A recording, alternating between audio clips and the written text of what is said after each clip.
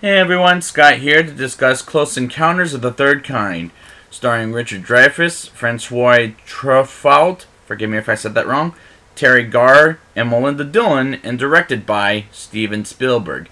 Now the reason, and back to Spielberg now, and the reason I'm doing this one is because I'm going to be doing the leading up to Ready Player One.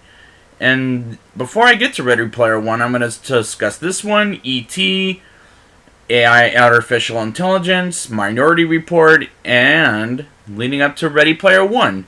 So let's get into the movie, shall we?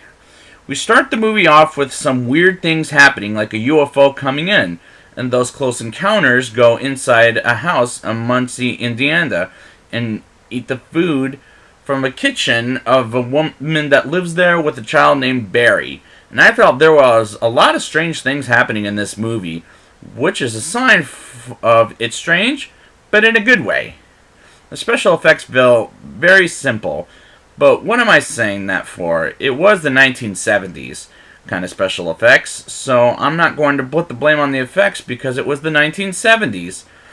There's some crazy moments that make the effects happen to, for example, the train signs and the mailbox were moving because of those close encounters, and alien spaceships fly past people, and the cops are going after the spaceships like they're cars, until one cop car flies and almost kills himself, and Roy, played by Richard Dreyfuss, witnesses all of that and tries to show his wife Ronnie, played by Terry Garr, and their kids, but see nothing. We're in northern India, and we get the Indians singing something that will be an iconic score of the movie, and I love how weird this movie is. Jillian's son Barry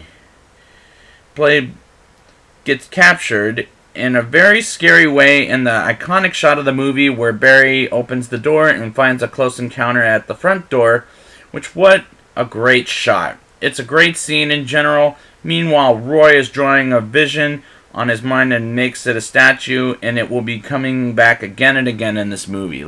It's like a mountain with Thanos looking beard or something. So Roy loses his mind and puts some bricks, dirt, plants, and a small fence for ducks, and Ronnie with the kids goes to her sister's place, and after those events, Ronnie asks for a divorce while he sees the mountain on TV and goes there, which will lead somewhat to the end of the movie, but he picks up Jillian and almost gets stopped by the military police officer, who's played by Carl Weathers, who I'll talk about more when I get to Predator and Rocky. And I like seeing Carl Weathers. And they go into the quarantined area where cows, horses, sheep, and birds, which made me worried for Roy and Jillian, because I thought they were going to die, but had breathing masks and being questioned and getting taken to camp, which were very good scenes. Very haunting, too, while I'm at it. So the government communicates with the close encounters with music, and after the close encounters come in peace, and they come out and show themselves, and they look like a little children, like something that we'll see in next week's movie, E.T., for example. Even though they don't act like that, like little children, let me rephrase that. But that iconic score and the John Williams score is absolutely amazing and ended just perfectly with very good music. Now it's time for the rating. I'll give this movie a 8.5 out of 10. I love how strange this movie is, and I really like the John Williams score, and the acting was good, and the effects back then were simple, but I really enjoyed myself with this movie. So I'd like to thank you guys for joining me, and next week I will be back with E.T. the Extraterrestrial. And until next time, is it from Uranus? Get it? Uranus.